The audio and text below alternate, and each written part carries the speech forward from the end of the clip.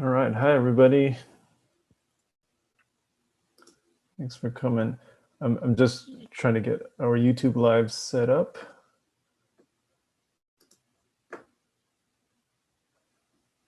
Let's make sure.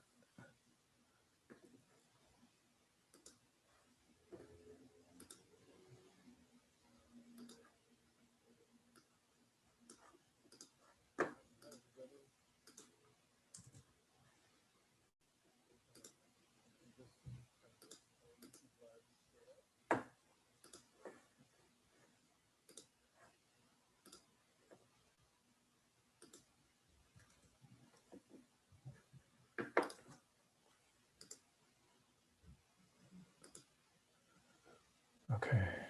Mara, are you on YouTube by any chance? I am on YouTube. Oh, okay. So it on my end looks like it's running fine. I just want to make sure it looks Yes. okay. There's a lag. It's a little Yeah, behind. yeah. I think it's like 20 seconds or something like that. Yeah, that's good. Just like So I see us in surround sound right yeah, now. I muted mine just for that. Okay. Okay. Are we waiting for more people? I don't see anybody. I think most are here Okay. from our group of the students. Okay. I think. All right. Gotta go. And no one said anything about unavailability or anything like that. No, I haven't heard. Okay. I'll just give another minute or so. Pull up my notes. Okay.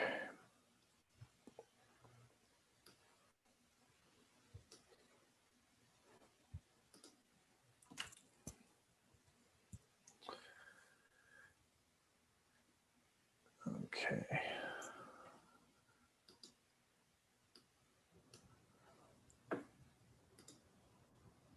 Okay.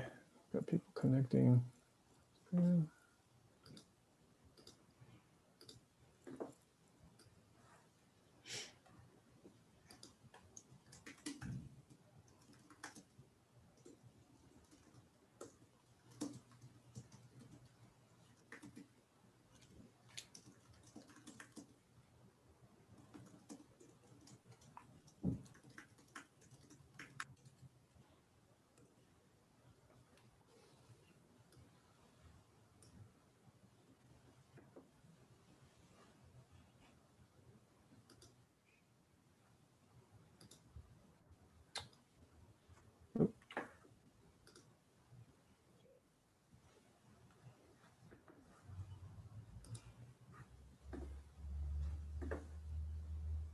Okay. All right. Well, I guess I'll just get started. Okay. Well, students, family, and everybody else on YouTube, welcome to our third session, which is virtual here at Glendale Youth Orchestra. My name is Henry Shin. I'm the music director and conductor. And this session has been a very different kind of session. And in fact, I would venture to guess that most orchestras wouldn't do what we've done is spend a whole session on sight reading. And that, for those of you that know music, that's a term that for a lot of us scares us. And for those of you that are not familiar with that term, it's basically where you're handed a piece of music that you've never looked at before, and you are asked to basically play it, just kind of on demand right at that moment. For some people, it's not so bad. Sometimes it's kind of a fun challenge. Just getting something new and playing something that they've never played before is sometimes exhilarating. But I think for most of us, it makes us very uncomfortable. It's something that we loathe, and if we can avoid it, we do. And it's a skill that is not practiced actually, particularly with young students. And I find that unfortunate actually, because I think sight reading is actually one of the most fun activities you can do on one's instrument, and even as a group. And it's we can never do something like this in orchestra, because we're always so time crunched to prepare for a concert. We have such limited time to put together a concert. So of course, we want to spend all that time to, spend working on the music for that concert. But given the situation that we're in and being virtual and all, this felt like the right time to exercise that skill. And so what we've done basically is I've thrown new music at our students every single week. They were not prepped with anything. They might have had very little preparation. It was up to them if they wanted to actually prepare beforehand, but it was not required. So we would basically spend our 3-hour rehearsal together. I'd kind of talk about the piece a little bit. Maybe we watch or listen to the recording together, just to kind of get the idea of sense of what the piece is about. I may give a little history on it too, just to give it some context. We would break out then into smaller groups, sectionals as we would call it, and then each section kind of had a designated leader, which they kind of directed how they wanted to approach the music, how they wanted to, what the plan of attack was going to be for that session. And they spent about hour to hour and a half like that. They would practice, and then hopefully by the end of the day, the afternoon, they would record it, of course, on their own, and then submit that by the end of the rehearsal, so that they would not have any kind of homework, if you will. I wanted to make a point that there was no stress for them week to week. It's the end of we're getting to the end of the school year. I know how busy students are at this time of the year, and so I really wanted to make it a point to not give them any stress during the week. So that I had it all thought out in a way. So that's what we did, and so we had a bunch of pieces that we read. We spent some more time on some others. And others we had just basically one reading of it, and it was a lot of fun. It was a little bit overwhelming. It was a lot of music to prepare, of course, but I think by the end, there was a routine. Everyone kind of knew what to do, and I could see, and I could definitely hear as I'm studying their videos and recordings, the level of confidence that was growing each week. So let me pull up some stuff here. So yeah, it's I did want to make one. I was thinking about this. This is the last session of our season. This is the end of my second season, and for 2 years now I didn't get to have a spring concert, which is kind of funny. Somebody must not want me to have a spring concert. I don't know what it is, but I thought that was kind of funny as I was going through all of my stuff here. So hopefully the third time's the charm, right? So maybe next year, given that the pandemic is seemingly under control now, I'm hoping by the fall we'll kind of get back to more or less normal and get back to playing together, I hope. So we will start. I have about, I don't know, maybe 6 little excerpts of stuff to show you.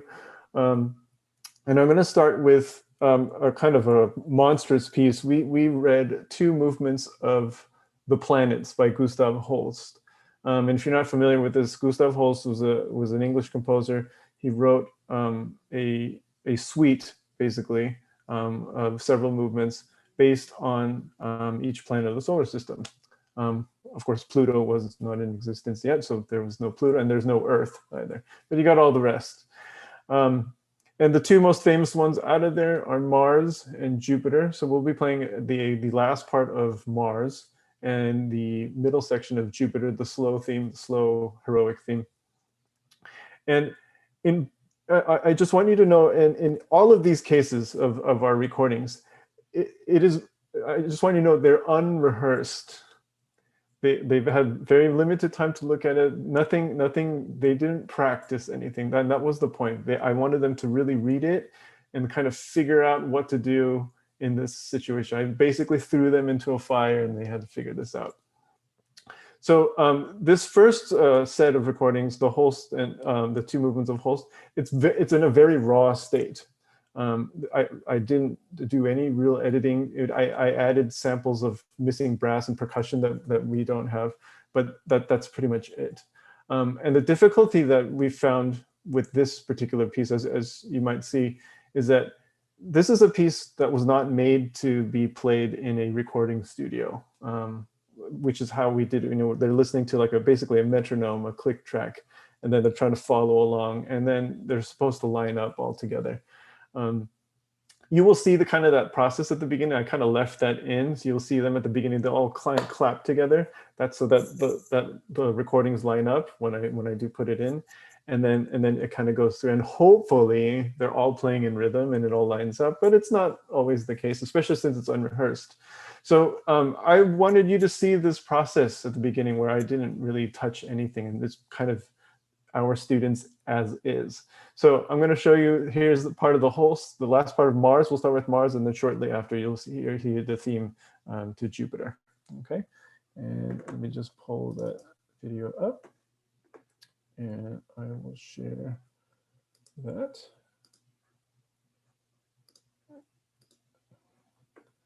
Does everyone see that? Is that showing up there? Okay, good. All right, here we go.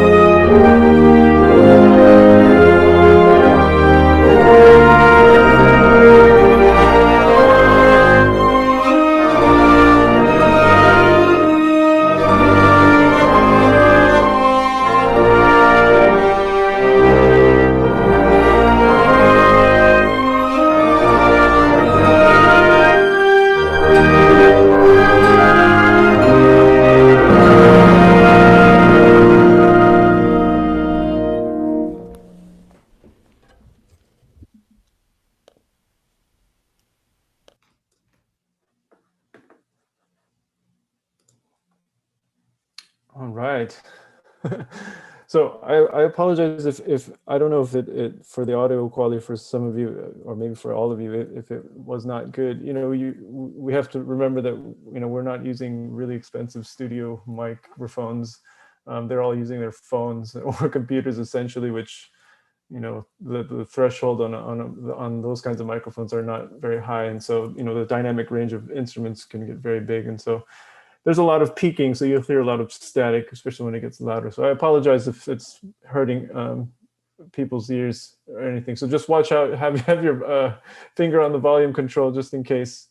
Um, so yeah, just word of warning there. So I showed you kind of two versions. The Mars, if you listen closely, you could hear the actual click sound. That's what the students were listening to as they were recording this. And I wanted to put that there purposely so that you could kind of hear the process. So they all had to interpret that somehow.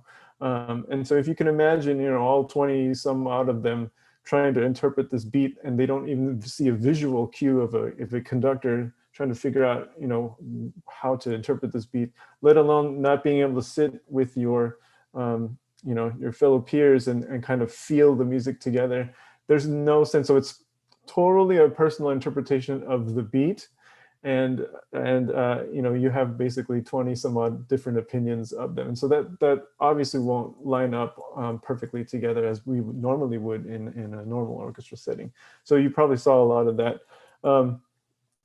And then even more so in the Jupiter. So in the Jupiter, I took out the click sound so that you can kind of enjoy the music a little bit more. But you could see there too, that one, because there's a little bit of push and pull with the tempo now and then, that makes it very difficult. So it's hard, this music is not made for definitely for the recording studio.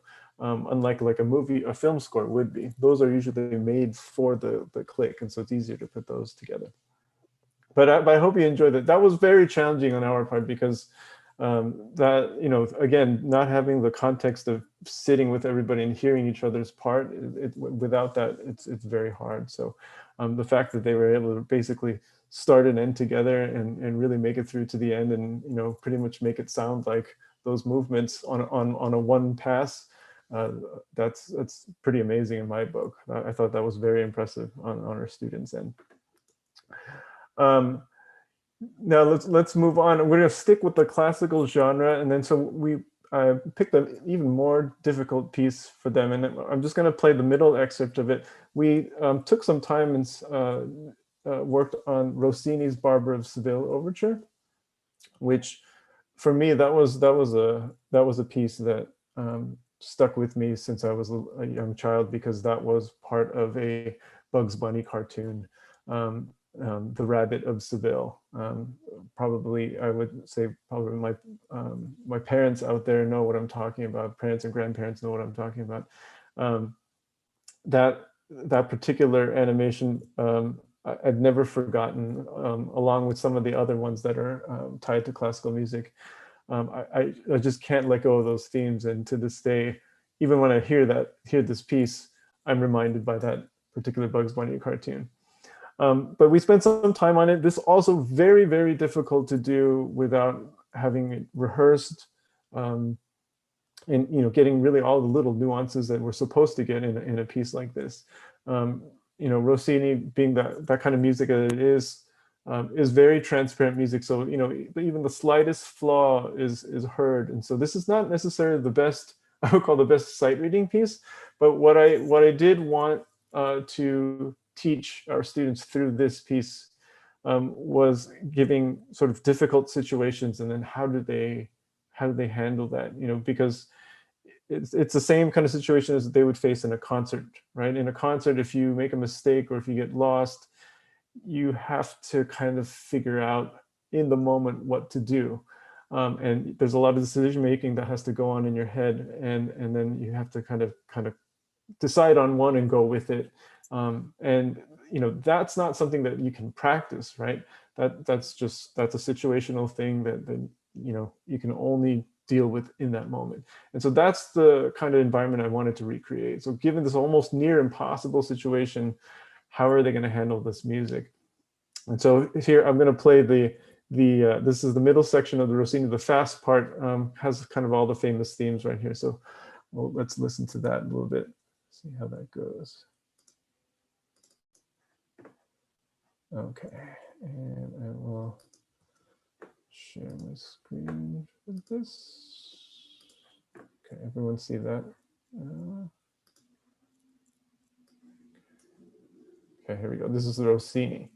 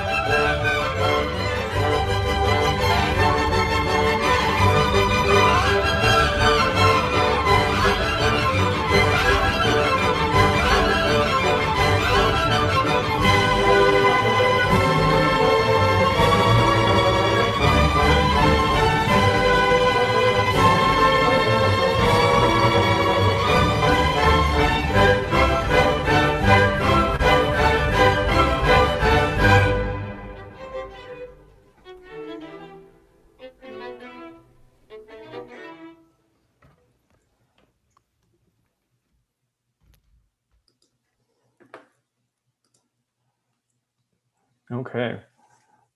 So yeah, in this situation, I will reiterate that that is very impressive for our kids to really pretty much more or less interpret it all the same way. I mean, you can see where their things are not lining up a lot of the times, and that again, that's just because they don't have anything visual to look at collectively together.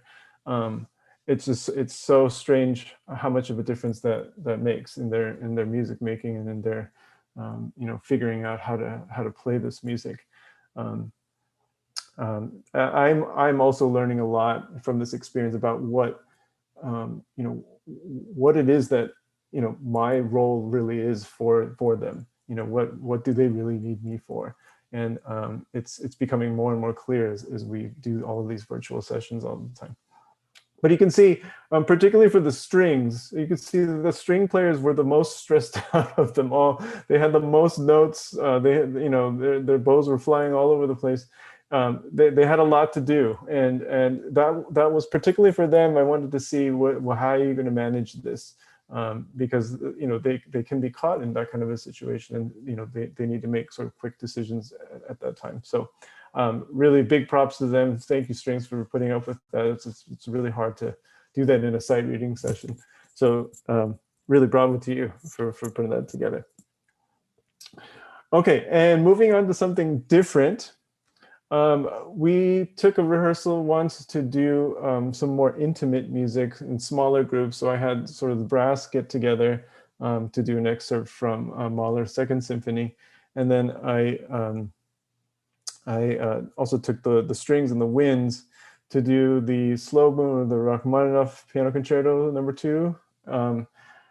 And I will say that that's something that I really wanted to put together. And I will just be honest that I did not have the time to practice. And I really wanted to put this together. So I'm promising my students I will get you that recording. I thought I could get it done by last night, but my fingers are just they've turned into just wood sticks. I can't move them anymore. So I'm gonna need some weeks to get this back. But I was close until the very end, and I said I can't do this right now. But I really wanted to show that part because and I explained this to them in a rehearsal before, that they the way in which they conveyed this emotion. That's not something that I had ever taught them. I don't know if anyone really taught them. That just comes from within them. I can feel that from their music making. Every single one of them are very, very mature. They're sort of old souls in young bodies. I was completely floored when I heard, this Rachmaninoff played, because they were, I mean, it was amazing. There were no words, and that's why I felt so compelled. Like, I really got to get my piano chops back up, and I got to do it. I just couldn't do it in the time that we were given. So I will get that to you. At some point you'll get an email from Mara and I saying, "Oh, here's a YouTube link to the Rachmaninoff." So that will get that to happen. But I will show the brass. Brass in orchestra, those of you that play brass instruments know, depending on the repertoire, it's not, you count a lot of rests, and then you get these sort of big moments to play. And it's really important. They're really important moments. So, you definitely don't get the amount of notes as like the strings and even the wind players do. But your moments are really important. But then when you play something like Mahler, if you ever get a chance to do that, Mahler has like large sections of brass only moments, and it's so important. He treats the brass like any composer would with the strings, basically. And I excerpted out my favorite part in the last movement of the Second Symphony. It's this very intimate brass chorale. I wanted our students to get that experience, because when are you going to get a chance to play Mahler? Let's make it happen. So I filled in sort of the rest of our missing brass, because it asked for a humongous brass section. So I filled it in on my synthesizer, and then I have you'll see 3 of our students. There's actually 4. Sawyer you will only hear his audio, because I don't actually have video of him, but his audio is in there. And that's actually the case for almost all of our recordings here. So Sawyer, you are in there, not to worry. But yeah, so I want to show this Mahler because this was something very special also that our students were able to show. And here you go with. Okay. Okay, here we go.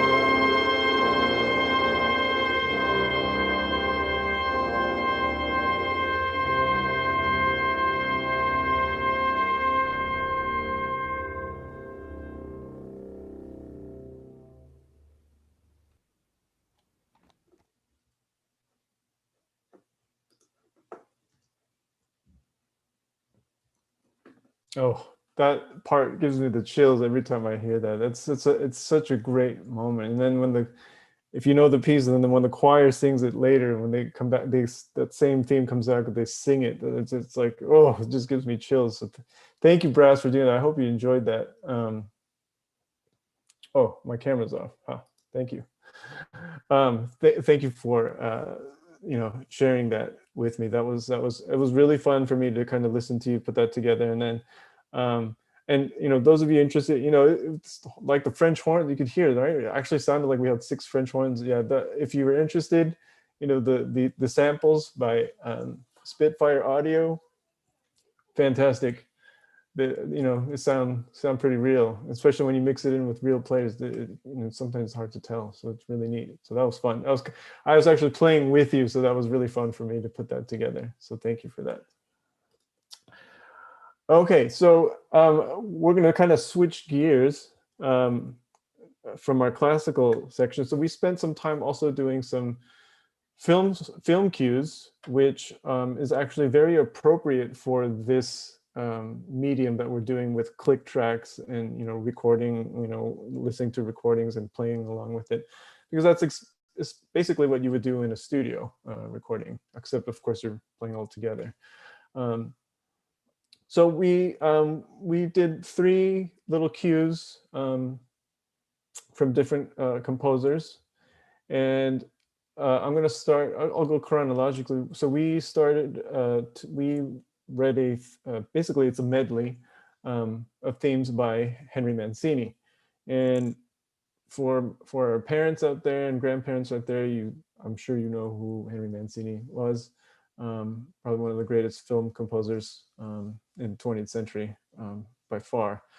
So many famous themes, so many great film scores and TV themes that came out of that man.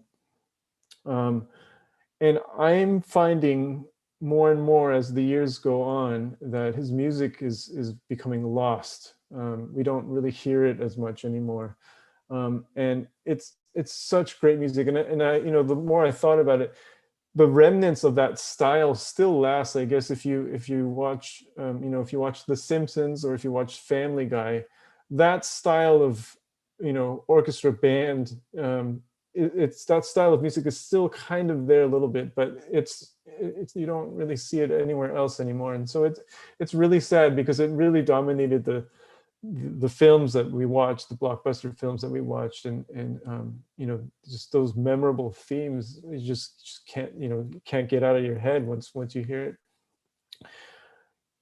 So I found when I brought this to our students, this was not so familiar to them. They might have heard maybe a tune or so, but it's still very vague. And so part of my mission is to just like classical music, for this is a classic, it's classic film music. I feel that it's important, that needs to be remembered. And so from time to time I like to play some of his music. And so here we had it. I didn't really give them any context. I told them a little bit about the themes, and him as a composer, and I just kind of let them have it with the music and to see what happened. And I was I was laughing the whole time I was putting this together, because they got really into it and they knew exactly what to do in terms of the style, because some of this, some of the music's very comical, some of the music is very dramatic, and some of it's it's famous, it's sneaky. I mean, you'll hear it, you'll know what I'm talking about. But I was just surprised that I didn't really explain anything. They just figured it out, and you can see it on some of their faces as they're playing, that they really had a good time. So here are 3 themes from Henry Mancini, and I will pull that up for you.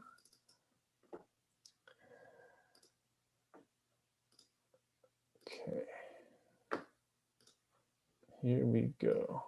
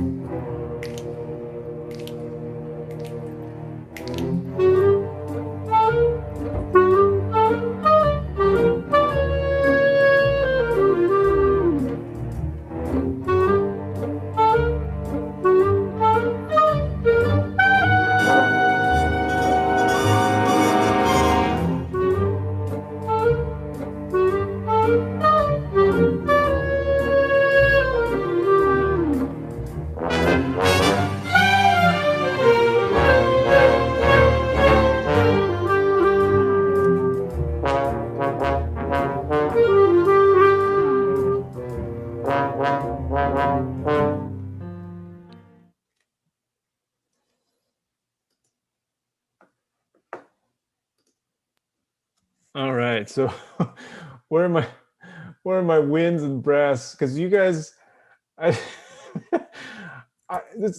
I'm just amazed because I never explained, how this music goes, but then, you were doing all these sort of improvisational riffs and stuff that I didn't, I never did. You just did it. And for me, that I just, it tickles me when I hear stuff like that happen. It's so good. And then strings, the charade, like, that's what I'm talking about. Like the thing, it's same in the Rachmaninoff, like the sensitivity that goes into that kind of playing. How you vibrate, how you lean into a note, and how you make these phrases.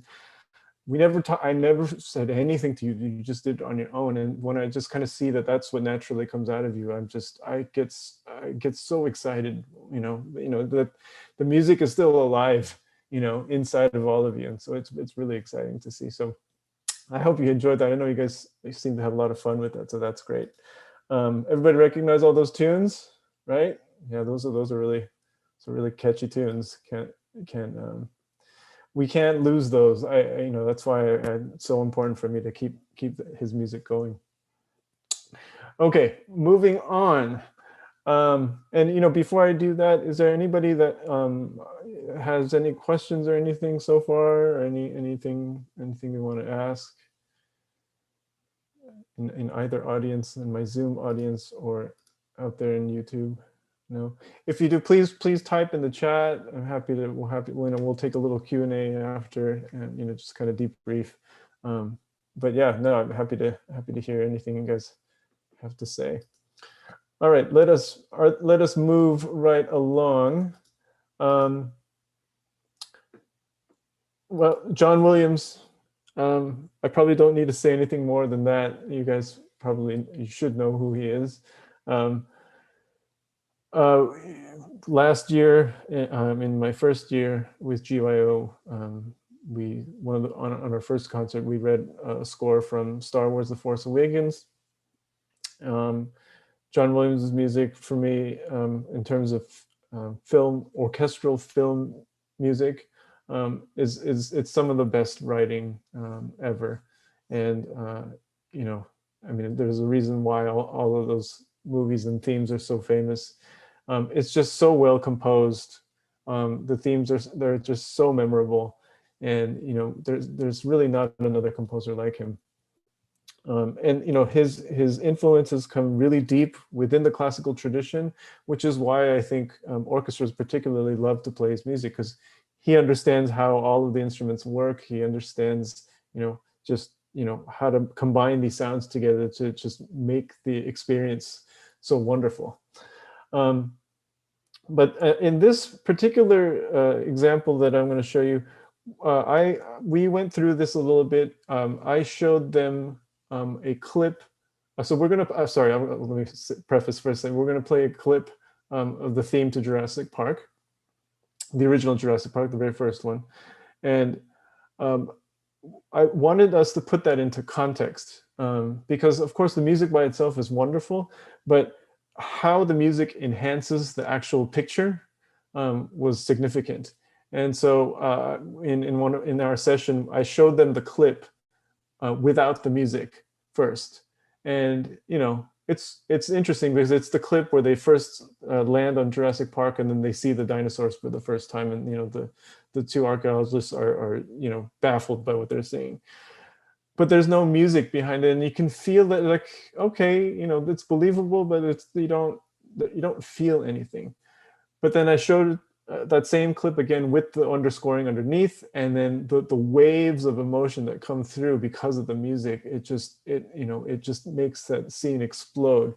And the point was to show just how important music is for a film, particularly a film like that.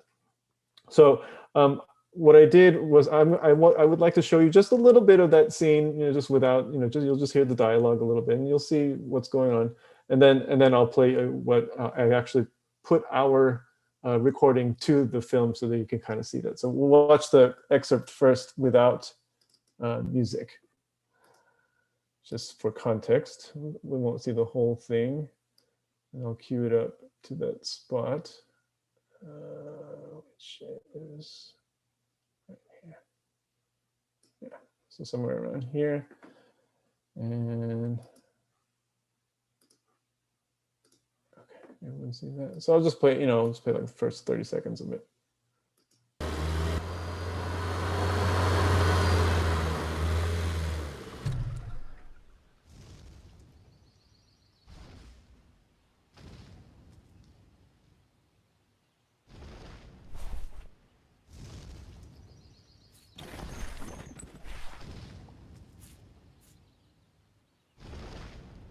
this species of variformin's been extinct since the Cretaceous period. I mean, this thing isn't this thing. What?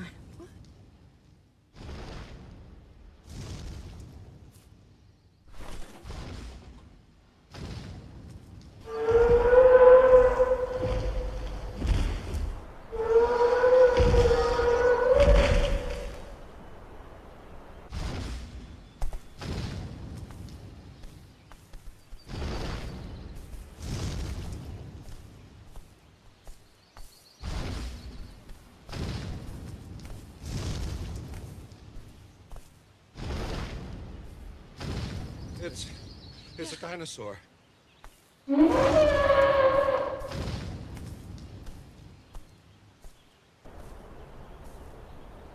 Okay, and I'll just stop it there because you kind of get it, and it's the acting is great. They do a really good job. They're believable. The CGI is a little dated now, you can tell, but everything about it is it's really neat. It's like, wow, they're seeing dinosaurs for the first time. But I don't know about you, but of course I've seen the movie, so I know. But I don't. Even though if I rewatch the movie again and it has the scoring there, I still feel the same way every time that scene happens. So I didn't feel anything that time. I don't know about you, but I know I didn't. So I'm gonna play that same scene now, but to our underscoring. So we played the theme, so you'll see I put it kind of nicely put it together with the movie clips. It's kind of neat. So you'll see that. Here we go.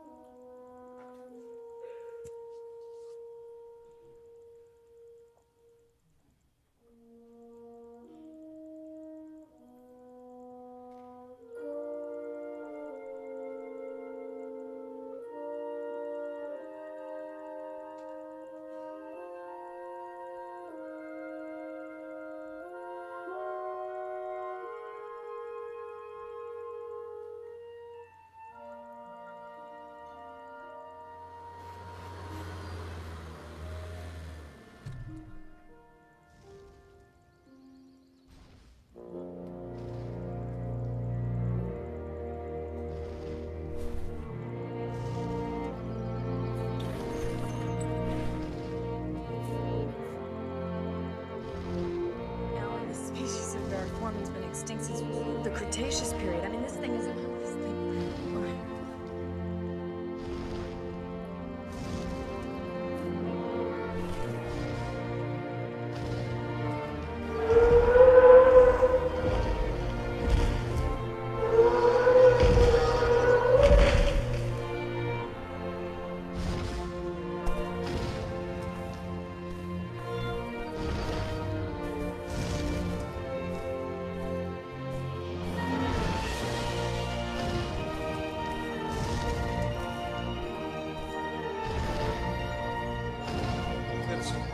It's a dinosaur.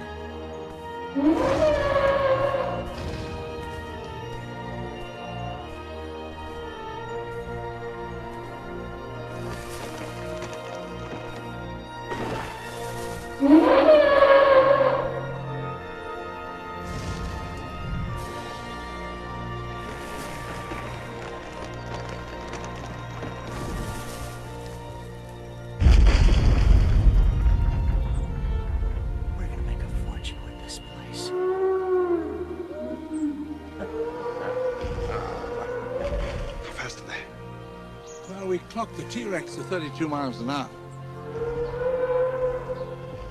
T-Rex? Mm-hmm. You said you've got a T-Rex? Uh-huh. Say again. We have a T-Rex.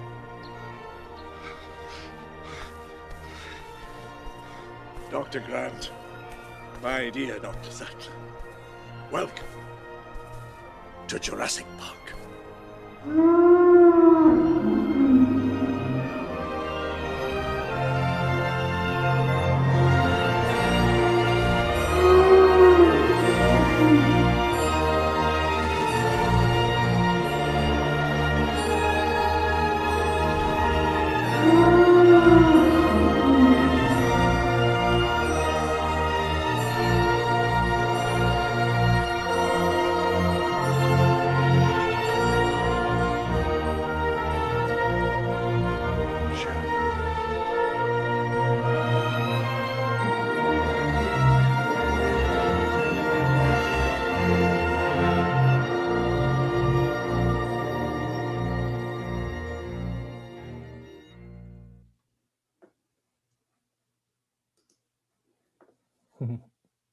Pretty neat, huh? To see that it's to kind of when you score your own film.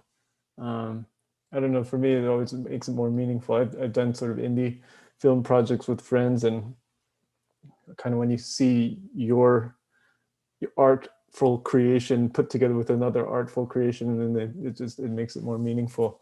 Um, I've done that cue several times now, but then to actually put it to picture it's a different feeling. So um, I don't know how it was for you guys, but it should feel different. It's like, whoa, it's like we made that scene happen. So it's really neat when you kind of see that put together.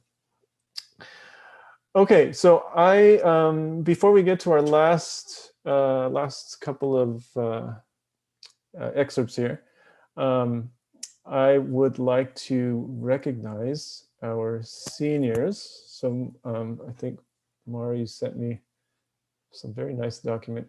I'm going to share my screen here. Is this the best way to do it? I guess so.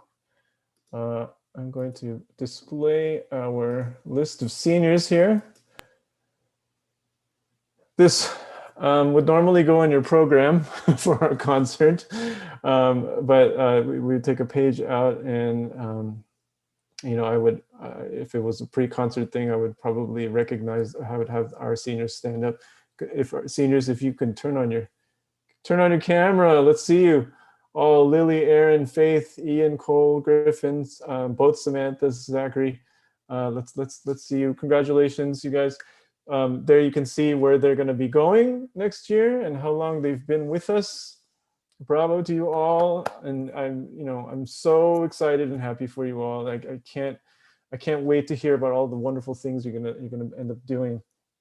I mentioned it in the last rehearsal last time, but I just want you to know that once you're done with this next chapter of your life, if in 4 years when you're done and you find yourself back in town again and you want to play some music, we'll have a seat waiting for you. The orchestra is like, I want you to consider it as your family. And so, anytime you have this musical urge and you want to come play again, come back. I would love to have you back and make music with you again. Okay, but in the meantime, go off, do all these wonderful things, become famous at what you do, and especially enjoy what you do. That's the most important thing. And it's such a important and fun time of your life, and I'm so excited for you. I am, of course, sad to see you go. It's never. I know how our parents feel about this, but yeah, I just and it's a little bittersweet for me because it's this is not the way how I wanted your last quote unquote concert to be. But again, if you're in town again and you want to, I'll make it up to you. We'll play some fun piece together. Okay. So again, congratulations to you all. Stay in touch. That's the most important thing. Don't be a stranger. I want to know about everything that you do. I don't want you to forget us. Okay. So always consider this as your musical home. So as sort of it's kind of a tradition in high school we do this, but I thought it'd be nice to kind of read that famous part in Elgar's Pomp and Circumstance, which is quote unquote the graduation song. We did a reading of that. I know most of our students played it in their respective schools, so it was not difficult for them. And so I've with the recordings that were sent to me in time, I built a little. We built a little thing for that. So let's hear Elgar. Let's celebrate your soon-to-be graduation and on to new and exciting chapter in your life. And let's do that listening to Elgar. So let me pull that up for you. There we go. All right. And you'll see our seniors are at the bottom, at least the ones that have I was able to get their recordings too. So that's how you can see yourselves. Where's my share screen? There it is. All right, this is Elgar's Pomp and Circumstance. This is the trio section, otherwise known as the graduation song.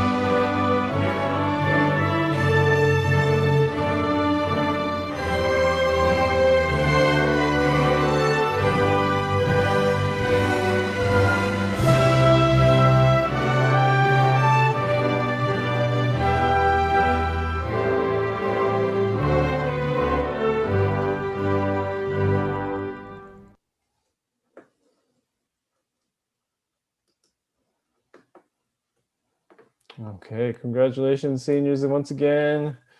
And really good luck to you, and stay in touch. I cannot reiterate that enough. Please, please, please do stay in touch. I want you to always, I want to know always what you're doing. It's just, it's for me, it's just so wonderful to see everyone grow and, really seek their passion, becoming an adult. That's such a great thing to see that happen. So oh, my tears are coming. Sorry. I can't contain it when it comes to these things. So yes, don't be a stranger. All right, stay in touch. Okay, and for our final selection, if for the short time that our audience has known me, I like to end concerts in a bang. I like to go out with something big, and so I'm going to end with this is actually the first piece that we read at the beginning of our session back in March. And we read 4 different cues from Pirates of the Caribbean, from the original Pirates of the Caribbean. And I found that this piece, out of everything that we did, was the most successful. And that's because a piece like Pirates is made for this medium. It's made to be played against the click track. There are no real big tempo changes within the section. It doesn't work like classical music at all. It just kind of chugs along all the time, no matter if it's fast or slow. It's always kind of the same tempo. And the music, it's so obvious and it's so easy to read too. There's not really difficult licks in this. And the tunes are very easy to catch on to. And it's very transparent, and it's, this is definitely a piece to be sight read. This doesn't need to be rehearsed too much. And so I think out of all of these, this was the most successful of all the sessions that we had, as far as when we're talking about accuracy and all of that stuff. I wanted to end with this, and they're just going to kind of go back to back. They kind of worked out that way. And then after that, we'll have a little powwow, and then we'll let you on your merry way. So we'll end with, here is Pirates of the Caribbean. Just one moment as I pull this up. Here we go.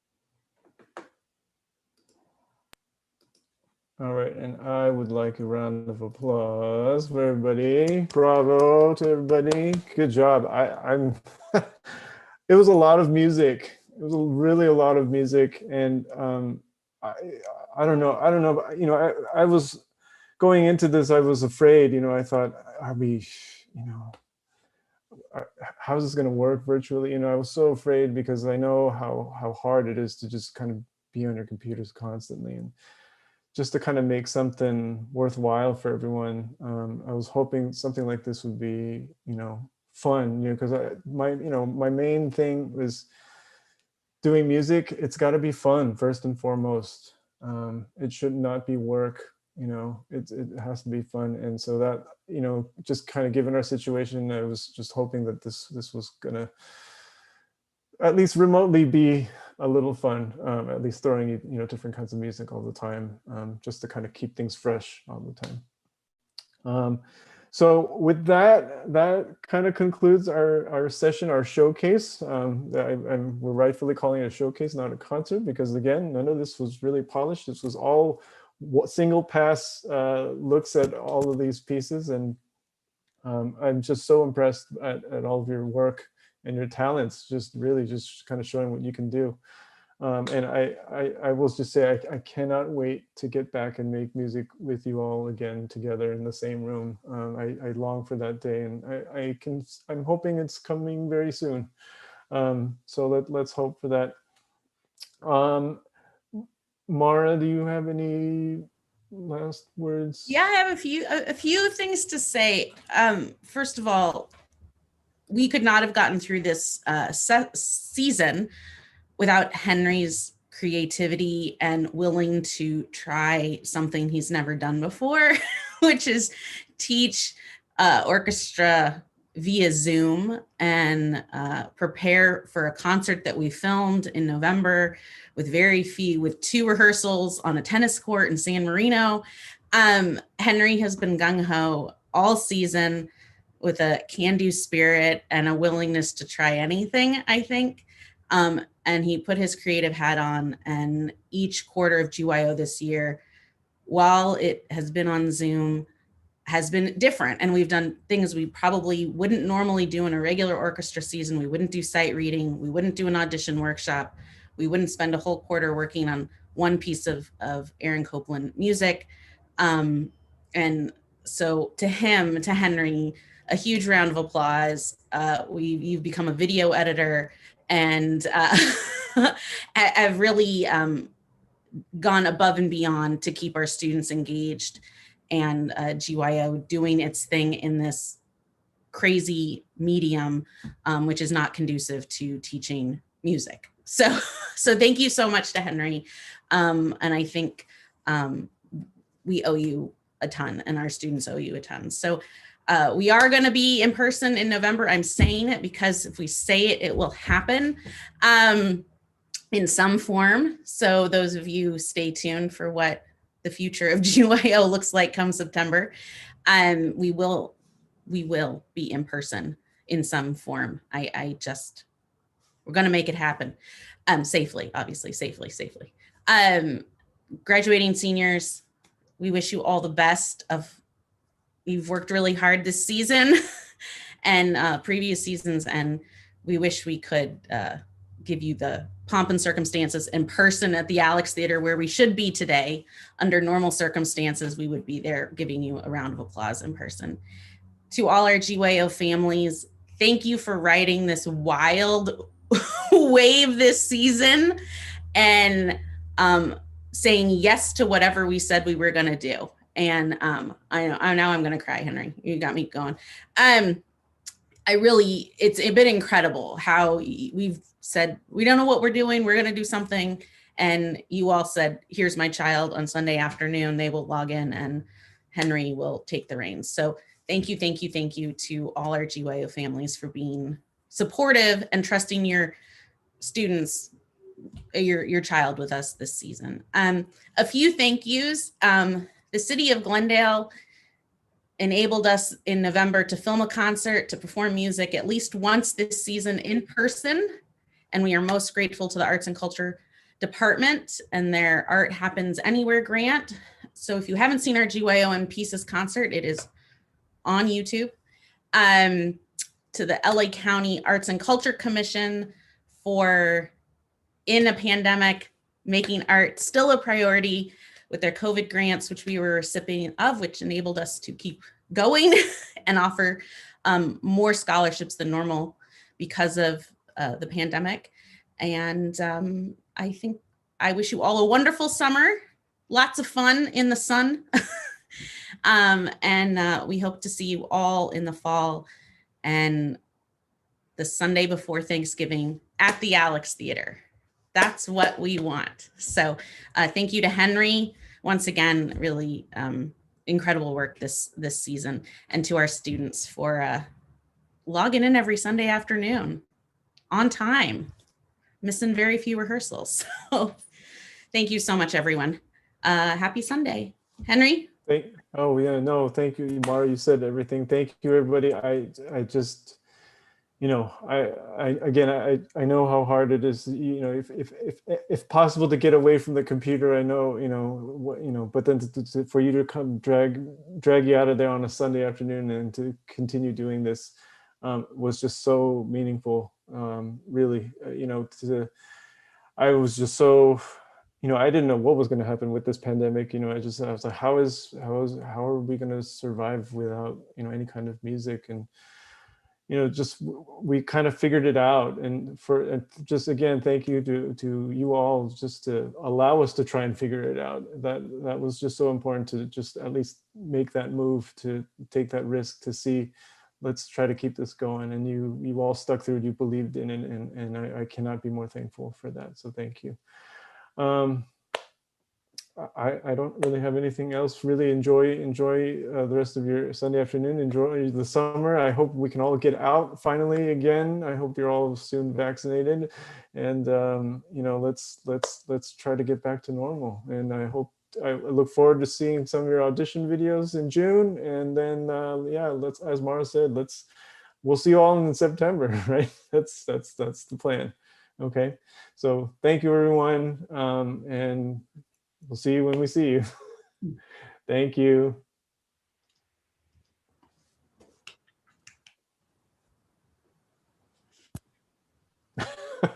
They're out. Where are they? I want to be where they're at. Maybe having boba, GYO, a tradition. I need to be where you. Starbucks. Starbucks. Mm. Well, I'm so glad that you guys are meeting. That makes me happy to see you guys hanging out. That's good. Thank you. Thank you. Thank you. Ladies. That's cute. Very cute. Woo!